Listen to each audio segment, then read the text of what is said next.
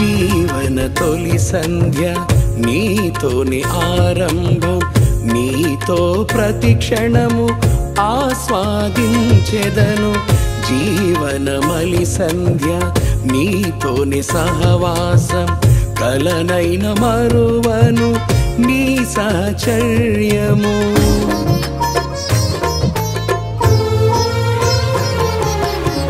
జీవన తొలి సంధ్య నీతోని ఆరంభం, నీతో ప్రతి క్షణము ఆస్వాదించెదను. జీవన మలి సంధ్య నీతోని సహవాసం, కలనైన మరువను నీ సహచర్యము. నీలో ఫలించుచు పరుగెత్తెద నేను, నీలో జీవించుచు పై పైకి ఎదిగెదను. నీలో ఫలించుచు పరుగెత్తెద నేను, నీతో జీవించుచు పై పైకి ఎదిగెదను. ఆత్మతో నింపి అభిషేకించి నన్ను బలపరచితివే. స్తుతింతును, ఘనపరతును, ఆరాధించి సేవింతును. స్తుతింతును, ఘనపరతును, ఆరాధించి సేవింతును. సర్వాధికారియు నిరంతర స్తోత్రార్హుడు యేసుక్రీస్తు ప్రభువారి ప్రశస్త నామంలో ఉదయకాలపు వర్తమానాల కొరకు ఎదురు చూస్తున్న మీ అందరికీ ఇమాన్యుయల్ మినిస్ట్రీస్ తరపున మా శుభాభివందనాలు తెలియచేస్తున్నాను. క్రీస్తునందు మాకు అత్యంత ప్రియమైన దైవజనాంగమా, ఎలా ఉన్నారు? తమ్ముడు చెల్లి మిమ్మల్ని ఈరోజు అరుణోదయపు దినాన లేచి ప్రార్థన చేసుకున్నారా? కనీసం 2-3 అధ్యాయులైన దేవుని వాక్యాన్ని చదివారా? నిన్నటి భక్తి మీద ఆధారపడి ఈరోజు జీవించుదామని అనుకుంటూ ఉన్నారా? లేఖనంలో రాయబడిన మాట, ఏనాటి మన్నా ఆనాడే మనం ఏరుకోవాలి. విన్నారా? ఏనాటి మన్నా ఆనాడే మనం ఏరుకోవాలి. ఏనాటి ఆత్మీయత, ఏనాటి ప్రార్థన, ఏనాటి వాక్య ధ్యానం ఆ దినమే మనం చేసేటువంటి ప్రజలుగా ఉండాలి. లేఖనం చెప్తున్న నగ్న సత్యం. ఒకవేళ ఇంకా ప్రార్థన చేసుకోకపోతే తమ్ముడు చెల్లి, ఈ వర్తమానం విన్న తర్వాత అయినా కొద్దిసేపు అయినా ప్రార్థనలో గడిపి ఆ తర్వాతే మీరు గడప దాటి మీ పనుల నిమిత్తం బయలుదేరి వెళ్ళాలని ప్రేమతో మీ అందరికీ మనవి, హెచ్చరిక చేస్తున్నాను. ప్రార్థన చేసుకుంటారు కదూ తమ్ముడు, మిమ్మల్ని ప్రార్థన చేసుకునే ఇంట్లో నుంచి బయలుదేరుతారు కదూ. Thank you. మంచిది. మరోసారి ప్రాముఖ్యమైన ప్రకటన. ఈ నెల 25వ తారీఖు నుండి, అనగా వచ్చే శుక్రవారం నుండి 21 దినాల ఉపవాస ప్రార్థనలు మన మందిరంలో ప్రారంభం కాబోతూ ఉన్నాయి. మిమ్మల్ని, మీ కుటుంబాలను ప్రేమతో ఈ ఉపవాస ప్రార్థనలకు ఆహ్వానిస్తున్నాం. మీరు ఎరిగిన వాళ్ళందరికీ ఉపవాస ప్రార్థనలను గూర్చిన సమాచారం దయతో షేర్ చేయండి. మీలో ఎవరైనా ఉపవాస ప్రార్థనలకు మందిరానికి వచ్చి మందిరంలో ఉండి ఉపవసించి ప్రార్థన చేయాలని ఆశపడే వారికి ప్రేమపూర్వకమైనటువంటి ఆహ్వానం. దూర ప్రాంతాల నుంచి వచ్చేవారికి మందిరంలో ఉండటానికి వసతి ఏర్పాట్లు చేయబడతాయి. ఆ దేవుడు పరిచర్యను ప్రేమించి మందిరానికి ఆనుకొని చక్కటి గదులు నిర్మించాము. అలాగని దూర ప్రాంతాల నుంచి వచ్చేవారికి ఒక్కొక్కరికి ఒక్కొక్క గది ఇస్తామని కాదు. దూర ప్రాంతాల నుంచి వచ్చేవారు 20 మంది 30 మంది ఒకే స్థలంలో ఉండేటట్లుగా కొన్ని గదులు నిర్మించడం జరిగింది. దూర ప్రాంతాల నుంచి వచ్చేవారిని ఆ షెల్టర్లో, ఆ వసతి గృహంలో, ఫెయితోమ్లో మీకు ఆశ్రయం కల్పిస్తాం. దూర ప్రాంతాల నుంచి వచ్చేవారికి ఇదే మా ప్రేమపూర్వకమైన ఆహ్వానం. కానీ ఒకటి సుమి, ఉపవాస దినాల్లో దూర ప్రాంతాల నుంచి వచ్చిన వారికైనా దగ్గరుండే వారికైనా భోజన ఏర్పాట్లు చేయబడవు. కారణం 21 days కంప్లీట్ ఫాస్టింగ్ మందిరంలో జరుగుతుంది. దూర ప్రాంతాల నుంచి వచ్చే ప్రజలను ప్రేమపూర్వకంగా ఆహ్వానిస్తున్నాం. ఒకవేళ రాలేని స్థితిలో, అయ్యా కుటుంబంలో కొన్ని అననుకూలతలు ఉన్నాయి, రాలేకపోతున్నాం, మరి మేమేలా మీ గృహాల్లోనే ఉపవాసం ఉండి లైవ్ చూస్తూ ప్రార్థనలో మాతో కలిసి పాలిభాగస్తులు కండి. మాతో కలిసి ప్రార్థనలో ఏకీభవించి ఉపవసించి ప్రార్థన చేయండి. దూర ప్రాంతాల నుంచి రాలేని వారికి ఈ సౌలభ్యం ఉంటుంది. లైవ్ అందించబడుతుంది కదా. ఉదయం 10 గంటలకి, సాయంత్రం 6:30 గంటలకి 2 పూట్ల మందిరంలో ఉపవాసం జరుగుతుంది. లైవ్ ఇవ్వబడుతుంది. పాలు పంపులు పొంది ఆశీర్వదించబడగలరని ప్రేమతో మీ అందరికీ మనవి చేస్తూ ఉన్నాను. ఈ దినం ఓ ప్రత్యేకమైన సందేశం పరిశుద్ధాత్ముడు మన కొరకు సిద్ధపరిచారు. రండి ధ్యానించుదాం. సామెతల గ్రంథం 1వ అధ్యాయం. అందరూ చూడండి. 1వ అధ్యాయం 23వ వచనం. నా గద్దింపు విని తిరుగుడి, ఆలకించుడి, నా ఆత్మను మీ మీద కుమ్మరించుదును, నా ఉపదేశమును మీకు తెలిపెదను. నా గద్దింపు విని తిరుగుడి. క్రైస్తవులో దైవజనమా, ఈ కాలపు మనుషులు ఇష్టపడనిది ఏదైనా ఉన్నదా అంటే గద్దింపు, హెచ్చరింపు. ఒకప్పటి ప్రజల మనస్తత్వాలు వేరు, ఇప్పటి ప్రజల మనస్తత్వాలు వేరు. నువ్వు మంచోడివి అన్నంత కాలం ఆ వ్యక్తి మనతో మంచిగా ఉంటాడు. ఏదైనా తప్పు చేసినప్పుడు గద్దించారు అనుకోండి, అప్పుడు విశ్వరూపం చూపిస్తాడు. కాలానుగుణంగా ప్రజల మనస్తత్వాలు మారిపోయి, నా జీవితం నా ఇష్టం, నన్నెవరూ ఏమనకూడదు, నా జీవితం మీద ఎవరి అజమాయిషి ఉండకూడదు, ఎవరి ఆధిపత్యం ఉండకూడదు, నేనేం చేయాలనుకున్నానో అది చేస్తా, ఏది త్రాగాలనుకున్నానో అది త్రాగుతా, నేను ఎలా జీవించాలనుకున్నానో అలా జీవిస్తా, నన్ను ఎవరు గద్దించకూడదు, నా జీవితం మీద ఎవరు పెత్తనం చేయకూడదు. అంటే ఆ గద్దింపును కూడా పెత్తనంగా, నా మీద ఎవరు పెత్తనం చేయకూడదు, నన్ను ఎవరు గద్దించకూడదు. గద్దింపు అనేది ఈనాటి యవ్వన పిల్లలకు ఓ రకంగా చేదైన గుళిక, వ్యాపకాయ మందు లాంటి చేదైన గుళిక. ఒకప్పుడు నా చిన్నతనంలో, అంటే 90s, నా చిన్నతనంలో 80s, ఆ ప్రాంతంలో తండ్రి కొడుకుని చూసి అసలు నాన్న ముందుకు రావటానికే గడగడలాడతారు ఇన్ జనరల్గా. ఒకవేళ ఏదైనా అబ్బాయి చెప్పాలి నాన్నకంటే, మీడియేటర్ ఉంటారు ఒకళ్ళు ఇంట్లో. ఎవరు చెప్పండి? అమ్మ ద్వారానే వెళ్తారు కదా. డైరెక్ట్గా నాన్న ముందు నిలబడి మాట్లాడటం ఓ రకంగా సాహసమే. అలాంటి ఆ రోజుల్లో తండ్రి కొడుకుని చూసి ఎప్పుడైనా కన్నెర్ర చేసి, రేయ్ ఎవర్రక్కడా అని అన్నాడు అనుకోండి, అమ్మో సింహం గర్జించింది అని గడగడ ఉనికేటువంటి వాడు. ఇది ఒకప్పటి పిల్లల పరిస్థితి 80s. ఇప్పుడు 2024 కదా. ఈ కాలంలో అదే తండ్రి పిల్లల వైపు చూసి, రేయ్ ఎవడరక్కడా అని పళ్ళు పొట్టమని గొరుగుతో గుడ్లు ఉరివురు చూస్తూ ఉంటే, కొడుకు అక్కడుండి చూసి అంతే ఎఫెన్సివ్గా చూస్తాడు. ఇట్లా చూస్తాడు. నువ్వు పళ్ళు పట్టమని గురితే అంటాడు, ఎక్కడెవడు భయపడేవుడెవడూ లేడు, ఆ జమానా పోయింది అని కదా. అంత ఎఫెన్సివ్గా ఈ కాల పిల్లలు మాట్లాడతారు. చూడండి, భార్యను భర్త గద్దించకూడదు, పిల్లలను తల్లిదండ్రులు గద్దించకూడదు, కొంచెం వయసులో ఉన్న అత్త కోడలను గద్దించకూడదు. అట్ ద సేమ్ టైం సంఘ కాపరి విశ్వాసులను గద్దించకూడదు. ఇప్పుడు స్కూల్ ఉంది. ఒకప్పుడు టీచర్లు ఉన్నారు చూసారా,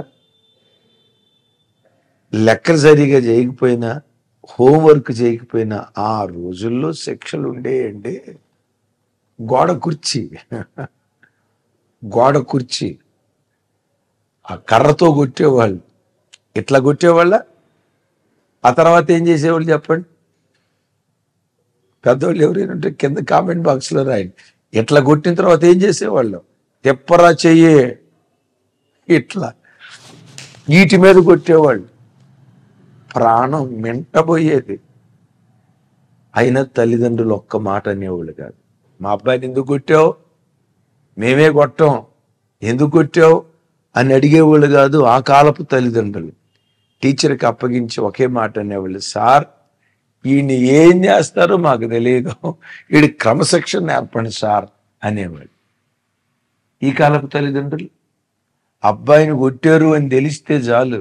చూడండి పెంపకంలో కూడా ఎంత తేడా వచ్చిందో. కొట్టారు అని తెలిస్తే చాలు టీవీ మీడియా వాళ్ళకు ఫోన్ చేసి, ఇదిగో టీచర్ గారు అరాచకం చేశాడు, మా అబ్బాయిని కొట్టాడని మొత్తం ప్రపంచం అంతా ఆ టీచర్ని గురించి టామ్ టామ్ చేస్తారు కదా. అసలు ఈ తరం గద్దింపును కోరుకొని తరం, గద్దింపును కోరుకొని తరం. దైవజనమా, సంఘానికి కానీ కుటుంబానికి కానీ ఒక విద్యార్థికి కానీ గద్దింపు చాలా అవసరం. గద్దింపు వింటే గద్దెనెక్కుతావు, గద్దింపు లేకపోతే గడ్డి తింటావు. నేను చెప్పించట్లేదు సుమి, దేవుని వాక్యపు లోతుల్లో చెప్తున్నాను. అందుకనే భక్తుడు ఇక్కడ అంటాడు, చూడండి ఆ మాట, నా గద్దింపు విని తిరుగుడి. ఏమంటాడు? నా గద్దింపు విని తిరుగుడి. మీరు అనొచ్చు, దేవుడు గద్దిస్తే తిరుగుతావండే. దేవుడు ఎట్టా గద్దిస్తాడు? నువ్వు సిగరెట్ తాగుతూ ఉంటే నీ పక్కొచ్చి, రే ప్రార్థనకు వచ్చే నా కుమారుడా, నువ్వేమిరా సిగరెట్ తాగుతున్నావు, ఏమిరా ముందు తాగుతున్నావు బుద్ధి లేనోడా అని ప్రక్కకొచ్చి దేవుడు నిలబడి గద్దిస్తాడా? దేవుడు ఎప్పుడు మ్యాక్సిమం ముఖాముఖిగా గద్దించడు, తాను వచ్చి గద్దించడు. ఎలా గద్దిస్తాడు? పెద్దల ద్వారా గద్దిస్తాడు, తల్లిదండ్రుల ద్వారా గద్దిస్తాడు, సంఘ కాపరి ద్వారా గద్దిస్తాడు, ఆత్మీయ నాయకుల ద్వారా గద్దిస్తాడు, దేవుని ప్రతినిధులను నిలవబెట్టి దేవుని ప్రతినిధుల ద్వారా దేవుడు గద్దిస్తాడు. బైబిల్లో రాయబడిన మాట, దేవుడు గద్దించు మనుషుడు ధన్యుడు. Praise the lord. ఎవరు ధన్యులు? దేవుడు గద్దించే మనుషుడు ధన్యుడు. రేపు ఆదివారం మందిరాలకు వెళ్తున్నారు కదా తమ్ముడా, చెల్లి, ఈరోజే అడుగు, అయ్యా వాక్యంతో ఆదరించు, ఓదార్చు. వాటితో పాటు గద్దింపుతో కూడుకున్న వాక్యం నా ప్రాణాత్మ శరీరాలలోనికి చొచ్చి ఎముకల్లో మూలుగుల్లో దాగి ఉన్న అపవిత్రత వాక్యం ద్వారా బయటకు తీసుకురాయ్యా. నీ గద్దింపు నాకు కావాలి. దేవుడు దైవ సేవకుల ద్వారా నీకు గద్దిస్తాడు. అయ్యా అమ్మా వింటున్నారా? ఆదివారం సేవకుల ద్వారా దేవుడు గద్దిస్తాడు. గద్దింపుతో కూడుకున్న వాక్యం సంఘానికి, దేవుని ప్రజలకు అవసరం. ఓ మాట చెప్పమంటారా? పాత నిబంధన గ్రంథంలో బలిపీఠం దగ్గర యాజకత్వం చేసే యాజకుడి దగ్గర ముండ్ల గరిట అని ఉంటుంది. విన్నారా? ఏ గరిట? ముండ్ల గరిట. ముండ్ల గరిట బలిపీఠపు జల్లెడి మీద, ఇత్తడి జల్లెడి మీద మాంసాన్ని కాలుస్తున్నప్పుడు కొన్ని కొవ్వు పట్టిన ముక్కలు, విన్నారా? కొవ్వు పట్టిన ముక్కలు రబ్బర్ బంతి ఎగిరినట్లుగా ఎగురుతూ ఉంటాయి. కొన్నిసార్లు ఎగిరి కింద పడబోతూ ఉంటాయి. యాజకుడు ఏం చేస్తాడో తెలుసా? ఆ కొవ్వు పట్టిన ముక్కలను మొదలగొరటితో పొడిచి ఆ ఎత్తడి చల్లడి మీద అట్లుండేటట్లుగా నొక్కి పెడతాడు. ఎంత నొక్కి పట్టిన కొన్ని ముక్కలు, కొవ్వు పట్టిన ముక్కలు, విన్నారా? కొన్ని కొవ్వు పట్టిన ముక్కలు ఎగిరి కింద పడతాయి. ఆ కింద పడిన ముక్కల్ని యాజకుడు ఏం చేస్తాడో తెలుసా? మొండ్ల గరిట తీసుకొని గుచ్చుతాడు. ఆ కొవ్వు పట్టిన మొక్కను గుచ్చి బలిపెట్టు మీద పెట్టి కాలుస్తాడు. అట్లా ముండ్ల గరిటితో గుచ్చి ఎత్తడి జల్లెడి మీద పెట్టి కాల్చడాన్ని బట్టే ఆ క్రొవ్వు పట్టిన మొక్క కూడా బూడిదగా మిగిలిపోతుంది. ఈ దేవుడు బూడిదకు ప్రతిగా పూదండనిచ్చేవాడు. ఆమేన్ చెప్పండి ఒకసారి, ఆమేన్. దేనికి ప్రతిగా? బూడిదకు ప్రతిగా పూదండనిచ్చేవాడు. అయితే బూడిదగా మారాలంటే కొవ్వు పట్టిన మొక్కకి ఏం ఉండాలి? ముండ్ల గరిట ఉండాలి. నిజమే, లోకంలో ప్రతి మనుషుడు కొవ్వు పట్టి, ఆ మాట కొంచెం పెద్దగా ఉందేమో, హార్డ్గా ఉందేమో, అయినా తప్పదు, వాక్యం కదా. క్రొవ్వు పట్టిన మనుషులు ఉంటారు. గర్వం అనే కొవ్వు, కామకత్వం అనే కొవ్వు, అహంకారం అనే కొవ్వు. వాడు నాకు చెప్పేది ఏంటి? దీనత్వం లేని రకరకాల కొవ్వు బట్టి మనుషులు లోకంలో బ్రతుకుతూ ఉన్నారు. బిడ్డలారా, ఇలాంటి కొవ్వు పట్టిన స్థితిలో మీరు నేను బ్రతుకుతూ ఉండగా బూడిదైతేనే పాళ్యం వెలుపలికి యాజకుడు తీసుకొని వెళ్తాడు. మనం బూడిదైతేనే పరలోక రాజ్యానికి యేసుక్రీస్తు వారు మనల్ని తీసుకొని వెళ్తారు. బూడిద కావాలి అంటే ఇది బలిపేట మీద పెట్టి కాల్చబడాలి. కొవ్వు బట్టి కింద పడిపోతున్న మొక్కలను మొడ్లగరిటితో గుచ్చినట్లుగా గద్దింపుతో కూడుకున్న వాక్యం ప్రతి బిడ్డకు కావాలి, కావాలి, కావాలి. విన్నారా? అలా గద్దింపుకు లోబడితే 5 రకాల ఆశీర్వాదాలు టకాటకా చెప్తాను. గద్దింపు తిరస్కరిస్తే వాడు గద్దె మీద నుండి దిగి గడ్డి తినే ప్రమాదం అంట. దేవుని గద్దింపుకు లోబడిన వాడు గద్దెనెక్కుతాడు. ఇక్కడ అంటాడు, నా గద్దింపు విని నా తట్టు తిరుగుడి, నా ఆత్మను మీ మీద కుమ్మరిస్తాను. రెండవది, మీకు ఉపదేశం చేస్తాను అంటాడు. ఎంత చక్కటి మాట! ఆయన గద్దింపుకు నువ్వు లోబడితే తన ఆత్మను దేవుడు నీ మీద కుమ్మరింప చేస్తాడు. అప్పుడు నీవు పరిశుద్ధాత్ముడు నీవు కలిసి బ్రతకటానికి దేవుడు కృప చూపిస్తాడు. దీని గురించే కదా భక్తుడైన దావీదు గారు అంటారు, నీతిమంతులు నన్ను కొట్టుట నాకు ఉపకారం, వారి గద్దింపులు నాకు తైలాభిషేకం అంటాడు. తమ్ముడా, చెల్లి, దైవజనుడు వాక్యం చేత నేను గద్దించేవాడై ఉండాలి.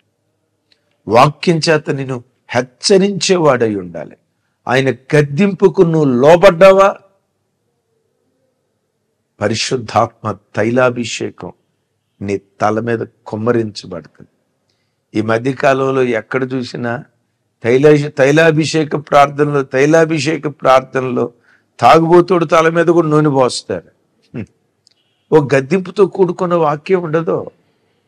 తైలాభిషేక కూడికలని ఈ కాలంలో వేలం విరిగా, ఇక వాటి జోలి నేను వెళ్ళను, ఇంతటితో ఆపేస్తాను.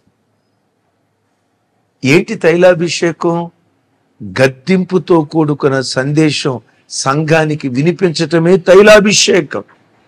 ఆ గద్దింపుతో కూడుకున్న వాక్యం నిన్ను దర్శించినప్పుడు వెంటనే నువ్వు లోబడితే దేవుడు తన ఆత్మను నీ మీద కుమ్మరింప చేయటం ప్రారంభిస్తాడు. నంబర్ 1. రెండో మాట అంటాడు, నేను నీకు ఉపదేశం చేసేదను. ఒక్కసారి నువ్వు ఆయన గద్దింపుకు లోబడితే పదే పదే దేవుడు నీతో మాట్లాడతాడు. బిడ్డ, అలా చేయొద్దురా, అమ్మ అలా వెళ్ళొద్దురా, ఇలా బ్రతుకు అని ప్రతి విషయం పదే పదే దేవుడు నీతో మాట్లాడటం ప్రారంభిస్తాడు. విన్నారా? ఇంట్లో మనకి 2 పిల్లలు ఉన్నారండి. మొదటోడు ఉన్నాడు, ఏం చెప్పినా వెంటనే లోబడతాడు. చెయ్యెత్తి ఒక దెబ్బ కొట్టిన గడగడ ఉనికి తలకాయ ఉంచుతాడు. రెండో వాడు ఉన్నాడు, కాస్త హుషారుడు. వాడిని ఏదన్నా మాట అన్నామా, చెయ్యెత్తి కొట్టబోయామా, ఏంటి మమ్మీ, నేను ఇంకా చిన్నపిల్లోళ్ళ కనపడుతున్నానా అంటాడు. ఏది 7 సంవత్సరాలోడు కూడా. అట్లా తిరుగుబాటు చేసేవాడు ఒకడు ఉన్నాడు. మొదటోడు విధేయత చూపించేవాడు. మీరు గద్దించాలనుకుంటే తొందరగా ఎవరిని గద్దించడానికి ఆసక్తి చూపిస్తారు? మొదటోడికే. ఏదైనా చెప్పాలనుకుంటే ఎవరికి చెప్తారు? మొదటోడికే. ఎందుకు? వాడి విధేయత చూపించాడు గనక. బిడ్లారా, దేవుని గద్దింపుకు లోబడితే నంబర్ 1 తన ఆత్మను కుమ్మరిస్తాడు. నంబర్ 2 నీతో పదే పదే మాట్లాడతాడు. మూడో మాట చెప్పమంటారా? నీవు ఆయన మాటకు లోబడితే, నీకేదైనా అవసరం వచ్చి ప్రభువా నాకు ఈ పని చేసి పెట్టని నీవు ప్రార్థన చేస్తే నీ మాట దేవుడు వింటాడు. అంటే నీ ప్రార్థన దేవుడు విని నీ ప్రార్థనకు దేవుడు జవాబిస్తాడు.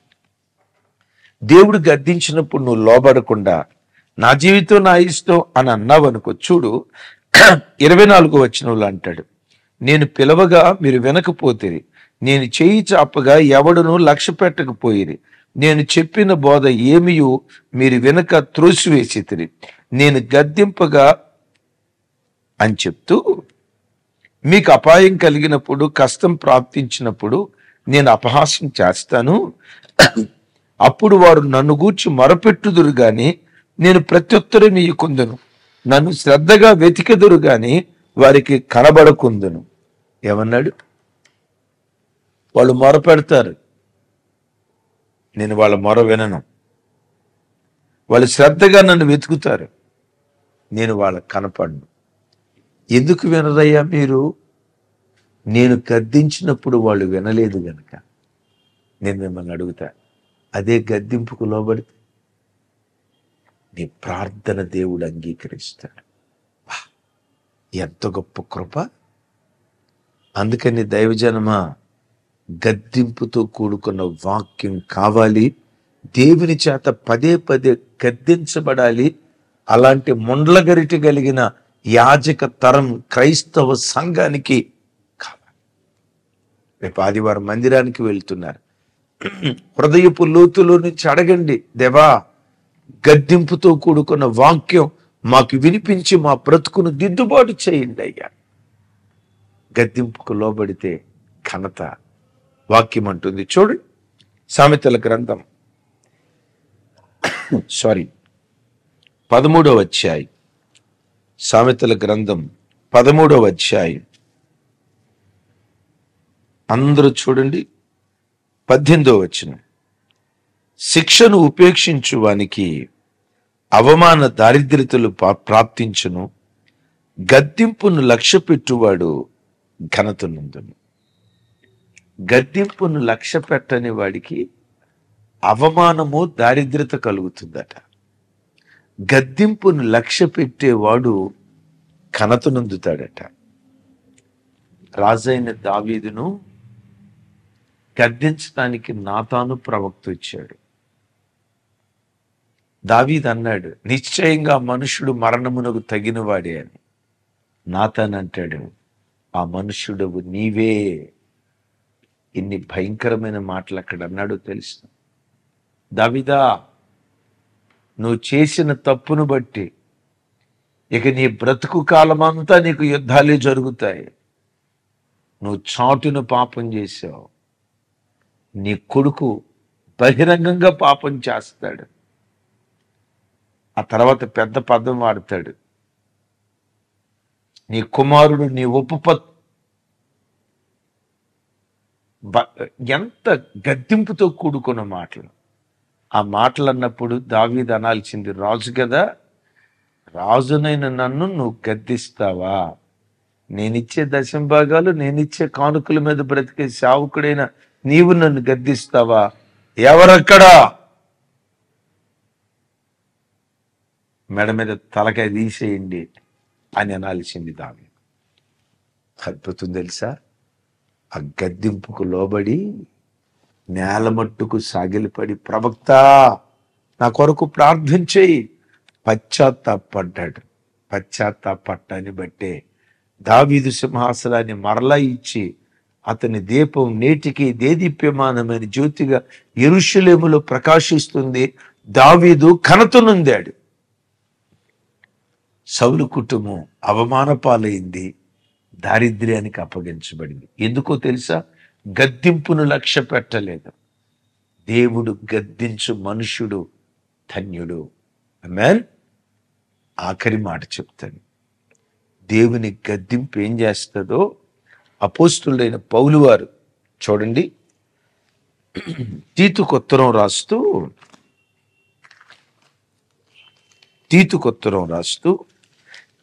ఓ మాట, తీతుకొత్తరం రాస్తూ 1వ అధ్యాయం 14వ వచనంలో ఓ చక్కటి మాట అంటాడు. చూడండి ఆ మాట, 14వ వచనం.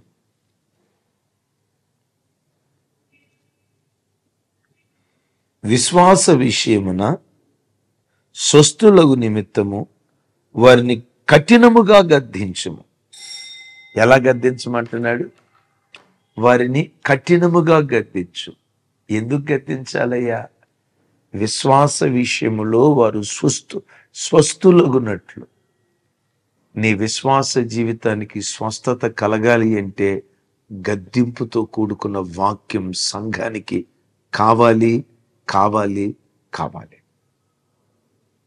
విన్నారా?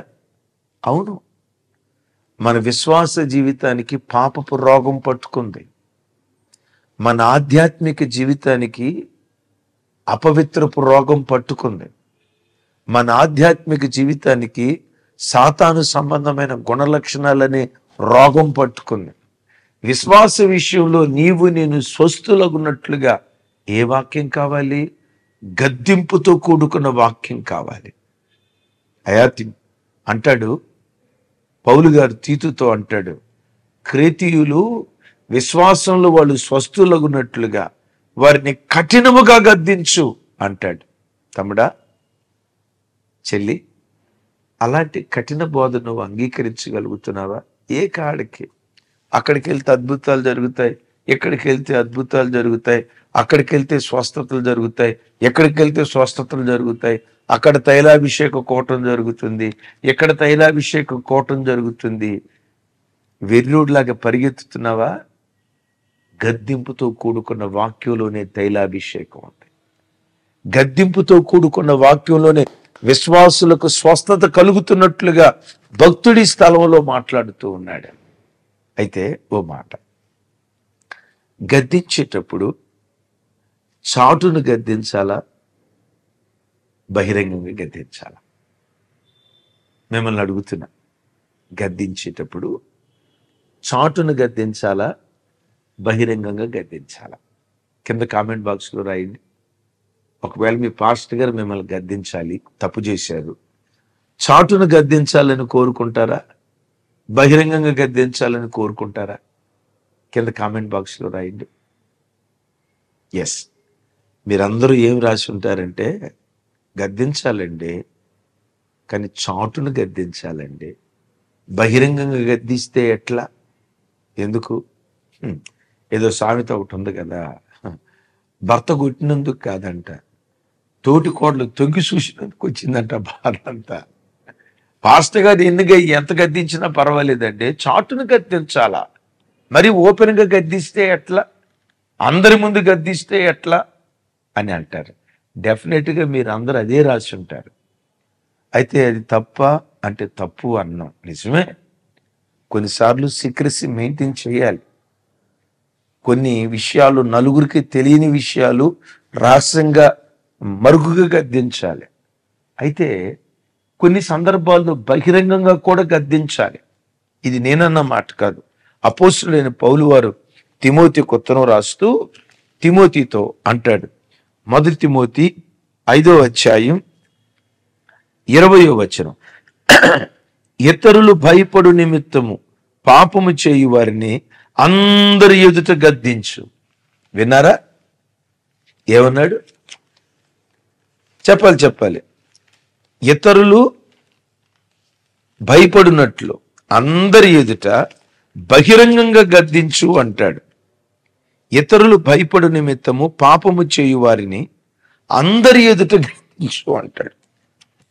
చాటును గద్దించాలి, నిజమే.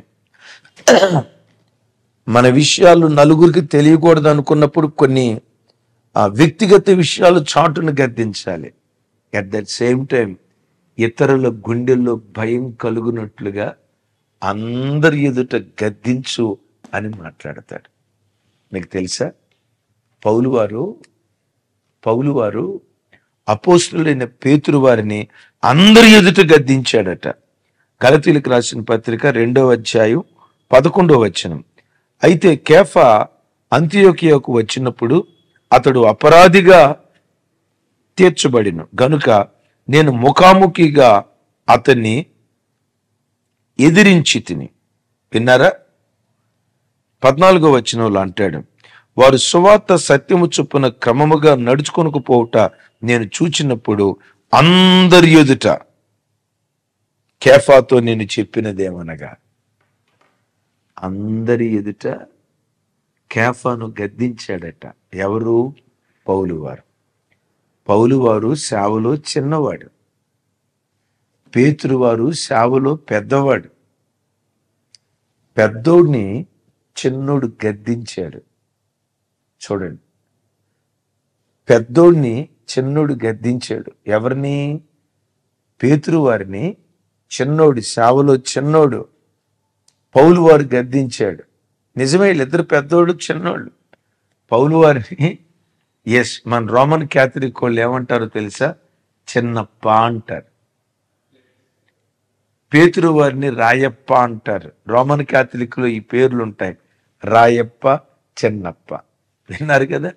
నేను రోమన్ క్యాథలిక్ కాబట్టి నాకు తెలిసి బాగా. చిన్నప్ప, రాయప్ప. చిన్నప్ప పెద్దప్పని గద్దించాడు. పెద్దప్ప ఏం చేశాడు తెలుసా? దాన్ని అంగీకరించి దిద్దుబాటు చేసుకున్నాడు. ఇది పెద్దరికం. అందుకనే ఆ రోజుల్లో ప్రపంచం సేవ ఒక విప్లవంలాగా జరిగింది. అలాగని గద్దించమని సేవకుడు నోటుకొచ్చినట్లుగా, సంఘాన్ని నోటుకొచ్చినట్లుగా అనమని కాదు. మెట్టుకు సంఘబిడ్డలారా, సంఘానికి ఎప్పుడు గద్దింపుతో కూడుకున్న వాక్యం అవసరం. ఆ గద్దింపుతో కూడుకున్న వాక్యం ఉంటే, లోబడితే ఆత్మను కుమ్మరిస్తాడు, నీతో పదే పదే మాట్లాడతాడు. ఆ గద్దింపుకు నువ్వు లోబడితే నీ ప్రార్థన దేవుడు అంగీకరిస్తాడు, ఘనతను నీకు ఇస్తాడు, నీ విశ్వాస జీవితానికి స్వస్థత కలుగుతుంది. అందుకనే ఎప్పుడు గద్దించే భర్త, గద్దించే తల్లిదండ్రులు, గద్దించే సేవకుని కలిగి ఉండటం భాగ్యం, భాగ్యం, భాగ్యం. ప్రార్థన. తండ్రి, మాతో మీరు మాట్లాడినందుకు స్తోత్రాలు. రేపటి దినాన ప్రజలు మందిరాలకు వెళ్ళబోతున్నారు. గద్దింపుతో కూడుకున్న శ్రేష్టమైన వాక్యం, దిద్దుబాటుతో కూడుకున్న శ్రేష్టమైన వాక్యం, ఆదరించే వాక్యం, ఓదార్చే వాక్యం, ధైర్యపరిచే వాక్యం ఒక్కొక్క బిడ్డకు మీరు వినిపించి ఘననామాన్ని కనపరుచుకోమని ప్రార్థన చేస్తూ, సమస్త ఘనతలు మీకే ఆరోపిస్తూ యేసు నామం పేరిట ప్రార్థించి పొంది ఉన్నాం తండ్రి. ఆమేన్. తండ్రి అయిన దేవుని ప్రేమ, కుమారుడైన యేసుక్రీస్తు వారి దివ్యకృప, పరిశుద్ధాత్మ దేవుని సహవాసం మనకు సకల పరిశుద్ధులకు సదా తోడయుండి నడిపించునుగాక. ఆమేన్. Thank you.